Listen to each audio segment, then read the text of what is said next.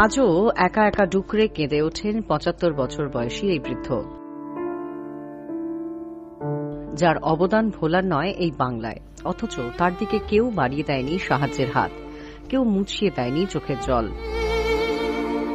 কোনো কিছুর হিসেব না করেও আজ একাই হৃদয়ে আগলে রেখেছেন অমর কথা শিল্পী শরৎচন্দ্র চট্টোপাধ্যায়ের অমলিন স্মৃতি। এই মানুষটি যা জানালেন তাতে শরৎচন্দ্রকে নিয়ে অনেক অজানা কথা জানতে পারবেন সাহিত্যপ্রেমীরা।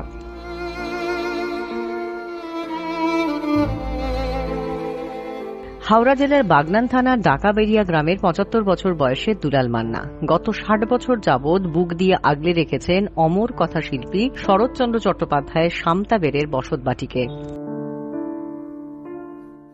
জানা যায়, হাওড়া দেউলটিতে রূপনারায়ণ নদের তীরে শখ করে বার্মিজ ধাঁচে ১৯২৬ সালে কথাশিল্পী শরৎচন্দ্র চট্টোপাধ্যায় এই বাড়িটি করেন।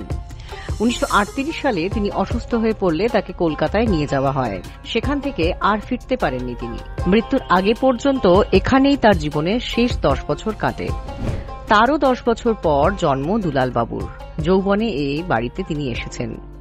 সেদিন থেকে আজও এই বাড়ি যেন তার তীর্থক্ষেত্র ও কর্মক্ষেত্র। শরৎচন্দ্র চট্টোপাধ্যায়কে নিজের প্রাণের দেবতা বলেই মনে করেন দুলাল মান্না। পরবর্তী সময় এই বাড়িটিকে পশ্চিমবঙ্গ সরকার হেরিটেজ আখ্যা দিয়েছে, কিন্তু যিনি দিনের পর দিন নিরলস পরিশ্রমে রক্ষা করে চলেছেন শরৎ স্মৃতি বিজড়িত ঐতিহাসিক মূল্য সম্পন্ন সমস্ত সম্পদকে, সেই দুলালবাবুর দিকে আজ পর্যন্ত কেউ সহানুভূতির হাত বাড়িয়ে দেননি।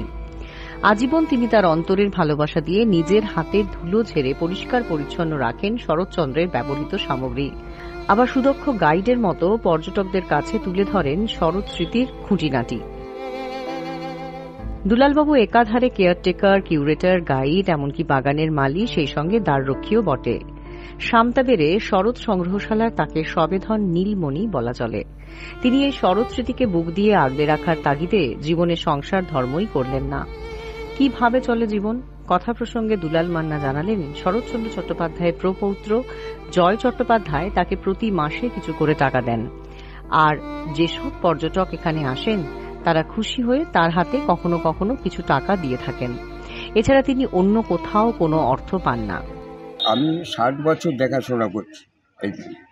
ওনার নাতি থাকেন জয় চট্টোপাধ্যায়, উনি আমাকে রেখেছেন, উনি মাইনে দেন, সরকারি আমরা কিছু না। আর যারা আসেন খুশি করে কিছু। আর একজন থাকে এই যে সম্পত্তি দেখাশোনা করে, বাপিপতি, সুব্রতপতি। বাগনান থানার সামতাবের গ্রামে আজও দুলাল মান্না অবহেলিত, উপেক্ষিত। ৬০ বছর অতিক্রান্ত হলেও কেউ কথা রাখেনি। আক্ষেপ করে একসময় এই মানুষটি বলেই ফেললেন, কেউ কথা রাখে না। হাওড়া থেকে সন্দীপ মজুমদারের রিপোর্ট, নয়া জামানা।